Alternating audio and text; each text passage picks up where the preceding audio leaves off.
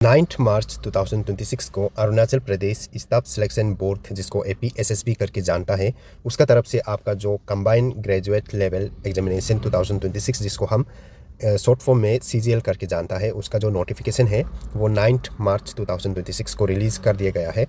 उसके बाद इसका जो ऑनलाइन फॉर्म फिलअप प्रोसेस है आपका 24 मार्च 2026 का 10 AM से पोर्टल ओपन होगा, तब से इसका अप्लाई करना शुरू होगा।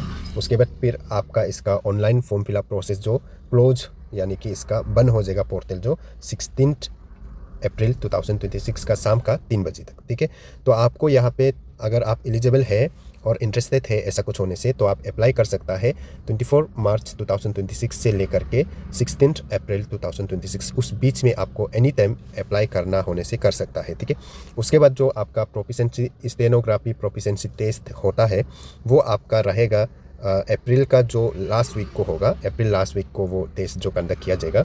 और इसका जो इस APSSB CGL 2026 का जो रिटन एग्जामिनेशन होगा वो आपका 31 मई 2026 को इसका एग्ज़ाम जो है कि कंडक्ट किया जाएगा। चलो हम यहाँ पे और इसका जो पोस्ट के रिलेटेड हम देखते हैं क्या क्या पोस्ट है और कितना कितना पोस्ट वैकेंट है, कौन कौन सा डिपार्टमेंट में है, वो सारा चीज़ हम यहाँ पे देख सकता है। ठीक है, तो सर यहाँ पे ज़्यादा कुछ नहीं है, बस 3 ही पोस्ट होगा। एक है आपका पर्सनल असिस्टेंट और उसको हम स्टेनोग्राफर ग्रेड 3 हम उसको ऐसे मानना जाएगा। तो एक जो है कि पर्सनल असिस्टेंट हो गया, और एक हो गया आपका लाइब्रेरियन, और एक हो गया आपका अपर डिवीज़न क्लर्क, जिसको हम शॉर्ट फॉर्म में UDC करके जानता है। ठीक है, तो ये 3 ही पोस्ट है और अलग अलग डिपार्टमेंट में इसका रिक्वायर है। तो उसके लिए हम सबसे फर्स्ट तो हम यहाँ पे पर्सनल असिस्टेंट को देखते हैं। पर्सनल असिस्टेंट में आपका सैलरी जो है कि 29,200 से शुरू होके 92,300 तक जा सकता है। ठीक है, और ये कौन कौन सा डिपार्टमेंट, कौन कौन सा ऑफिस में इसका रिक्वायर है बोलने से, एक तो आपको अरुणाचल प्रदेश सिविल सेक्रेटेरिएट जो ईटानगर में है वहाँ पे ज़रूरी है, दूसरा आपको हाइड्रो पावर में ज़रूरी है। ठीक है, और आपका जो सिविल सेक्रेटेरिएट में आपको टोटल 23 पोस्ट वहाँ पे आपको ज़रूरी हो रहा है पर्सनल असिस्टेंट के लिए, और उसका 23 का 23 जो है कि APST कैंडिडेट के लिए रिजर्व है, उनमें से एक जो PWD कैंडिडेट के लिए रिजर्व रहेगा। ठीक है, यहाँ पे एक्स सर्विसमैन के लिए या फिर अनरिजर्व कैटेगरी में एक भी पोस्ट नहीं रखा गया है, सब के सब APST कैंडिडेट के लिए यहाँ पे रिजर्व रखा गया है। उसके बाद हम हाइड्रो पावर में जो आपका पर्सनल असिस्टेंट का ज़रूरी है 7 पोस्ट का ज़रूरी है, और उनमें से 6 आपका APST कैंडिडेट के लिए रिजर्व है और एक अनरिजर्व कैटेगरी में डाल के रखा हुआ है। तो अनरिजर्व कैटेगरी में कोई भी इंडियन इसमें अप्लाई कर सकता है। ठीक है, अप्लाई करके ट्राई कर सकते हैं, वो है। उसके बाद हम नेक्स्ट देखेगा तो यहाँ पे लाइब्रेरियन का भी सैलरी जो आपका जो पर्सनल असिस्टेंट है वो सेमी सैलरी रहेगा। और ये कौन सा डिपार्टमेंट में और कौन सा ऑफिस में ज़रूरी है बोलने से, directorate of medical education training and research, उसमें आपको कुल मिलाकर यहाँ पे 2 पोस्ट देखने को मिलेगा, और दोनों का दोनों APST कैंडिडेट के लिए रिजर्व है, और उन दोनों में से एक जो है कि PWD वाला कैंडिडेट होना पड़ेगा, तो उसके लिए रिजर्व रहेगा। ठीक है, लेकिन दोनों का दोनों APST कैंडिडेट के लिए रिजर्व है लाइब्रेरियन जो है। ठीक है, उसके बाद हम फिर देखेगा तो यहाँ पे हमें UDC के लिए काफ़ी सारे डिपार्टमेंट में, काफ़ी सारे ऑफिसेस में ज़रूरी है। जैसे कि हम यहाँ पे देख सकते हैं कि सबसे फर्स्ट तो यहाँ पे अकाउंट्स एंड ट्रेजरीज में आपको 4 सीट वैकेंसी है, उनमें से 3 APST के लिए है, एक जो अनरिजर्व कैटेगरी में रखा गया है। APST में कोई दूसरा इंडियन अप्लाई नहीं कर सकता जो रिजर्व है, जो अनरिजर्व है उसमें कोई भी इंडियन जो अप्लाई कर सकता है। ठीक है, उसके बाद फिर आप यहाँ पे ऑडिट एंड पेंशन में देख सकते हैं, एक ही पोस्ट से APST के लिए रिजर्व है। उसके बाद सिविल एविएशन में आपको यहाँ पे भी एक ही पोस्ट देखने को मिल रहा है, तो उस चीज़ को आप देख लीजिएगा। डिजास्टर मैनेजमेंट में एक पोस्ट है, लेकिन ये पोस्ट जो है कि ना APST के लिए है, ना ये PWD के लिए है, ना ही वो एक्स सर्विसमैन के लिए है। ये जो अनरिजर्व कैटेगरी में डाल के रखा हुआ है, जिस पर कोई भी इंडियन इसमें पार्टिसिपेट कर सकता है, APST हो कोई भी हो यहाँ पे पार्टिसिपेट कर सकते हैं। एक ही पोस्ट है डिजास्टर मैनेजमेंट में। ठीक है, उसके बाद फिर आपको इलेक्शन में 3 पोस्ट APST के लिए रिजर्व है। फूड एंड सिविल सप्लाईज में भी आपको 3 पोस्ट है, 2 APST, एक अनरिजर्व, और 2 एक जो एक्स सर्विसमैन और एक जो PWD में रिजर्व है। ठीक है, तो वो आप देख लीजिएगा। उसके बाद नेक्स्ट हम यहाँ पे देख सकते हैं health services, department of health and family welfare में आपको टोटल 5 है, 4 APST के लिए है, एक अनरिजर्व कैटेगरी में है। उसके बाद आपका हायर एंड टेक्निकल एजुकेशन में एक ही है APST के लिए। हॉर्टिकल्चर में 9 है, 8 APST के लिए रिजर्व है, 1 अनरिजर्व कैटेगरी में डाल के है। हाइड्रो पावर में भी आपको UDC का ज़रूरी है 5, और उनमें से 4 APST के लिए और 1 अनरिजर्व कैटेगरी में है। लैंड मैनेजमेंट में आपको 1 ही चाहिए जो APST के लिए रिजर्व है, और PHQ जो पुलिस हेडक्वार्टर में आपको यहाँ पे 5 का ज़रूरी है, 4 APST के लिए 1 unreserved category. Public health and engineering and water supply में आपको 22 यहाँ पे देखने को मिलेगा। 22 UDC का ज़रूरत है, 16 APST के लिए 6 अनरिजर्व कैटेगरी में है, और 3 PWD कैंडिडेट के लिए है, और टोटल यहाँ पे आपको 22 देखने को मिलेगा। उसके बाद पब्लिक वर्क्स डिपार्टमेंट में आपको 3 में से 2 आपका APST के लिए 1 अनरिजर्व में है, और रूरल डेवलपमेंट, स्किल डेवलपमेंट, उसके बाद ट्रिम्स में भी आपको 2 का ज़रूरी है। वुमेन एंड चाइल्ड डेवलपमेंट में आपको 11 का ज़रूरी है, 9 APST के लिए और 2 जो अनरिजर्व कैटेगरी में है। DC बिचुम में है, 2 UDC ज़रूरी है। DC चांगलांग में आपको 1 ज़रूरी है। DC लोहित मतलब DC office Lohit, DC office lower Dibang valley उसमें भी 1 ज़रूरी है। DC office Namsai, DC office Siang में भी 1 ज़रूरी है। DC ऑफिस तावांग में 2 का ज़रूरी है, दोनों का दोनों अनरिजर्व कैटेगरी में डाल के है, जिस पर कोई भी APST या नॉन APST पार्टिसिपेट कर सकता है। DC ऑफिस अपर सबनसरी में भी आपको 2 UDC ज़रूरत है, दोनों का दोनों अनरिजर्व कैटेगरी में डाल के है।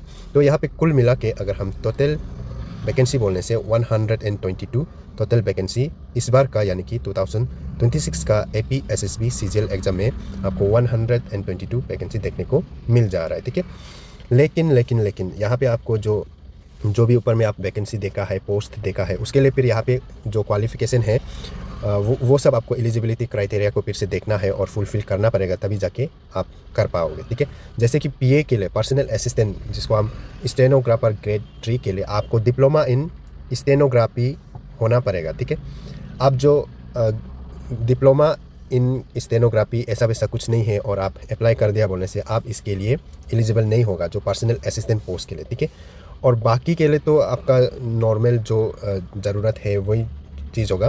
और PWD कैंडिडेट में भी आपका एग्जैक्टली क्या चीज़ के लिए होना है वो भी आपको यहाँ पे मेंशन है, वो भी आप देख सकता है।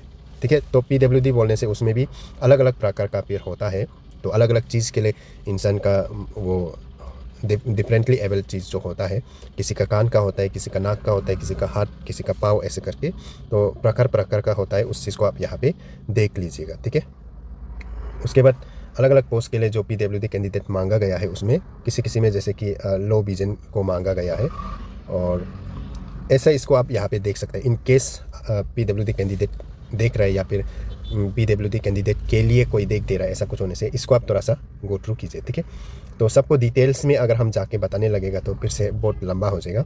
उसके बाद एक एक्स सर्विसमैन के लिए भी पोस्ट रिजर्व था, तो उसके लिए भी यहाँ पे मेंशन है, जैसे कि इंडियन आर्मी, नेवी, एयरफोर्स, ऐसा कुछ उसका एक्स सर्विसमैन होना पड़ेगा, ऐसे टाइप का मेंशन है। ठीक है, तो हम कुल मिला के क्वालिफिकेशन वगैरह को अगर हम बात करेगा तो पर्सनल असिस्टेंट के लिए आपका किसी भी यूनिवर्सिटी से, रिकॉग्नाइज वाला यूनिवर्सिटी से आपका बैचलर डिग्री होना पड़ेगा। उसके साथ ही साथ आपका डिप्लोमा इन स्टेनोग्राफी होना पड़ेगा, अदरवाइज आप जो एलिजिबल नहीं रहेगा। ठीक है, उसके बाद हम एज का बात करेगा तो यहाँ पे एज लिमिट जो है कि पर्सनल असिस्टेंट के लिए कम से कम आपका 18 ईयर्स होना पड़ेगा, ज़्यादा से ज़्यादा 35 ईयर्स होना पड़ेगा। और APST के लिए जो रिलैक्सेशन होता है 5 साल का, तो यहाँ पे हम 18 ईयर्स टू 40 ईयर्स, ठीक है, 35 में 5 साल ऐड करेगा तो 40 होगा, तो 18 टू 40 ईयर्स का बीच वाला एज क्राइटेरिया में फुलफिल करेगा पर्सनल असिस्टेंट के लिए, तो उस चीज़ को आप देख लीजिएगा। ठीक है, उसके बाद लाइब्रेरियन के लिए आपको यहाँ पे फिर मांगा गया है बैचलर डिग्री फ्रॉम कोई भी रिकॉग्नाइज यूनिवर्सिटी, फिर आपके पास या तो डिग्री या फिर डिप्लोमा होना पड़ेगा लाइब्रेरी साइंस में, बैचलर डिग्री भी होना है कोई भी डिसिप्लिन से, साथ ही साथ आपका डिग्री या फिर डिप्लोमा होना पड़ेगा लाइब्रेरी साइंस पे, तब जाके आप इसके लिए अप्लाई कर सकेगा, अदरवाइज आप एलिजिबल नहीं होगा। और एज क्राइटेरिया आपका जैसे PA में है वैसे यहाँ पे आपका 18 टू 35 है, और एज रिलैक्सेशन 5 ईयर्स प्लस करने से, तो 18 टू 40 ईयर्स होने से, उसके बीच में होने से तो आप अप्लाई कर सकते हैं। और UDC के लिए आपका होना पड़ेगा, आपका बैचलर डिग्री होना पड़ेगा कोई भी रिकॉग्नाइज यूनिवर्सिटी से, मिनिमम आपका 6 मंथ्स का डिप्लोमा इन कंप्यूटर एप्लीकेशन होना पड़ेगा आपका, वो भी आपका Arunachal Pradesh council for technical education से रजिस्टर होना पड़ेगा। ठीक है, एज क्राइटेरिया सेम रहेगा। तो जब आप इसको अप्लाई करने लगेगा तो उसमें आपको, अगर आप APST कैंडिडेट है तो आपको वहाँ पे नॉन रिफंडेबल वाला फ़ी 150 रुपीज़ का पेमेंट करना होगा। और इन केस कोई नॉन APST होने से अनरिजर्व कैटेगरी में कोई अगर अप्लाई कर रहा है ऐसा कुछ होने से तो उसका होगा 200 एप्लीकेशन फ़ी होगा, एप्लीकेशन फ़ी, ठीक है। उसके बाद 150 जो APST के लिए। और इन केस आप जो साइबर में जाके इसका अप्लाई करता है ऐसा कुछ होने से तो इसका साथ ही साथ आपको साइबर चार्ज भी लिया जाएगा।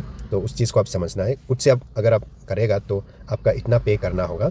और साइबर पे जाके करने से फिर साइबर का भी फिर खुद का सर्विस चार्ज होता है तो उसको आप बाद में देख लीजिएगा, ठीक है। तो साइबर पे जाता है तो सिर्फ 150 लेके नहीं जाना है, आपको एक्स्ट्रा से लेके जाना है क्योंकि साइबर चार्ज वगैरह रहता है।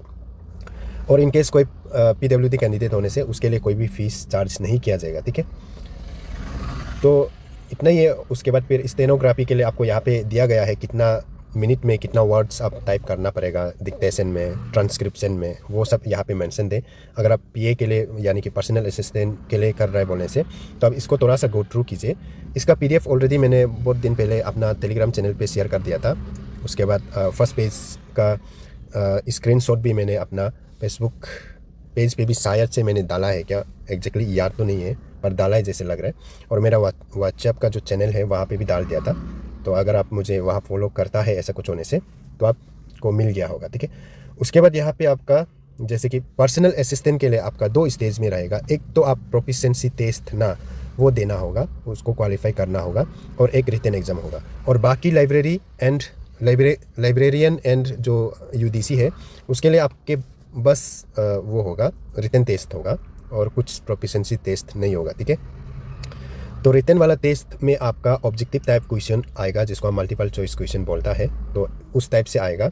उसके बाद आपका होगा, आप मान के चल सकते हैं सिलेबस के तौर पे मान के चल सकते हैं, आपको जनरल अवेयरनेस जानना होगा, जनरल इंटेलिजेंस एंड रीजनिंग जानना है, arithmetical and numerical ability, mathematics ना बेसिक वाला, और आपका इंग्लिश लैंग्वेज और कम्प्रीहेंशन वगैरह आपको जानना पड़ेगा। तो ये सब कुल मिला के आपको 200 मार्क्स का रिटन एग्जामिनेशन में देखने को मिल जाएगा, ठीक है।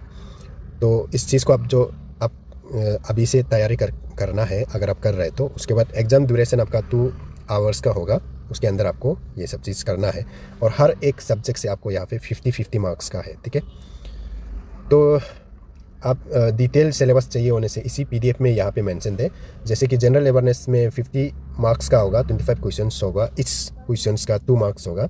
तो इसके अंदर में क्या क्या आएगा वो सारा चीज़ यहाँ पे आपको मेंशन है। जैसे कि जनरल अवेयरनेस बोलने से आपको यहाँ पे हिस्ट्री पूछा जाएगा, पॉलिटिकल पूछा जाएगा, constitution related, sports, art and culture, geography, economics, वो सारा चीज़ आपको सोशल साइंस वो सब मिला के आपको यहाँ पे पूछा जाएगा, ठीक है, जनरल अवेयरनेस बोलने से। उसके बाद फिर आपको यहाँ पे general intelligence and reasoning ability बोलने से, तो इसमें भी आपको क्या क्या आपको पूछा जाएगा वो भी आप यहाँ पे देख सकते हैं। जैसे कि आपको यहाँ पे फिगर क्लासिफिकेशन वगैरह, visual memory, decision, judgement, analysis, ये सारा चीज़ आपको यहाँ पे देखने को मिल जाएगा, ठीक है। उसके बाद फिर आपका यहाँ पे अरिथमेटिकल एंड न्यूमेरिकल एबिलिटी में भी आप देख सकते हैं कि यहाँ पे आपको बेसिक वाला बेसिक मैथमेटिक्स वगैरह जो आपको यहाँ पे देखने को मिलेगा। जैसे कि LCM, HCF, ratio, proportion, percentage, fraction, decimal, profit and loss, ये सब तो हम लोग स्कूल समय पे क्लास 6 to 10 के बीच में ये सारा चीज़ हम लोग पढ़ने को मिलता है। तो आप इसको मान के चल सकते हैं कि आपका जो एलिमेंट्री मैथमेटिक्स है वो यहाँ पे पूछा जाएगा, ठीक है। उसके बाद आपका इंग्लिश लैंग्वेज एंड कम्प्रीहेंशन में भी 50 मार्क्स होगा, 25 क्वेश्चन, 2 मार्क्स ईच क्वेश्चन, ठीक है।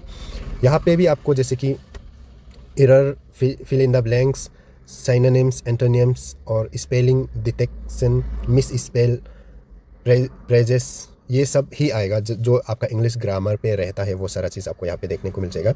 वॉइस ऑफ वर्ब, पैसेज, ये सारा चीज़ आएगा। सफलिंग ऑफ सेंटेंस, ये सारा चीज़ होगा। तो ये सब भी आपका जो इंग्लिश ग्रामर होता है और उसी से होगा। तो ज़्यादा कुछ नहीं है, अगर आप मन लगा के करेगा तो आप आराम से निकल ही लोगे, ठीक है। उसके बाद कोई नेगेटिव मार्किंग नहीं होगा, इसको आप अच्छा से देख लीजिएगा, ठीक है। तो इसको अप्लाई करने के लिए फिर आप APSSB का जो ऑफिशियल वेबसाइट है वहाँ पे जाके अप्लाई करना है। और APSSB का भी CGL वगैरह का, UDC वगैरह का कैसे अप्लाई करना है, मेरा पुराना वीडियोस वगैरह बना के है, तो वो लोग को भी देखने से आपको आइडिया मिल जाएगा। तो इस वाले पे भी अगर हम बाद में टाइम थोड़ा मैच कर पाता है बोलने से, तो इसके ऊपर भी मैं वीडियो बनाने की कोशिश करूँगा कि कैसे करके आप अप्लाई करना है, ठीक है। अदरवाइज़ समय नहीं मिलने से तो ऑप्शन नहीं है, आप मेरा पुराना वीडियोस को देख सकते हैं। पुराना वीडियोस और नया में कुछ अंतर नहीं होगा, प्रोसेस सब कुछ सेम होगा, बस आपको थोड़ा समझ होना पड़ेगा। तो अदरवाइज़ कोई इशू नहीं है, आराम से हो जाएगा। तो इस वीडियो को आप आगे भी शेयर कर सकते हैं। आपके नियर एंड डियर में कोई बेरोज़गार इंसान लोग हैं बोलने से, वो लोग को शेयर करो और अप्लाई करने दो, एग्ज़ाम देने दो, फिर मिल जाता है तो उसका लाइफ सेट। तो इसलिए आप शेयर कर दीजिए, शेयर करना बिल्कुल फ्री है, ठीक है। और अगर आपको मेरा कंटेंट अच्छा लगता है बोलने से आप मुझे फॉलो कर सकते हैं, चैनल सब्सक्राइब कर सकते हैं, और कोई आपका नियर एंड डियर में होने से उन्हें भी आप रिकमेंड कर सकते हैं कि इस चैनल को आप फॉलो करो, यहाँ पे आपको अच्छा अच्छा कंटेंट इन्फॉर्मेटिव वाला मिलता है करके, तो आप रिकमेंड भी कर सकता है।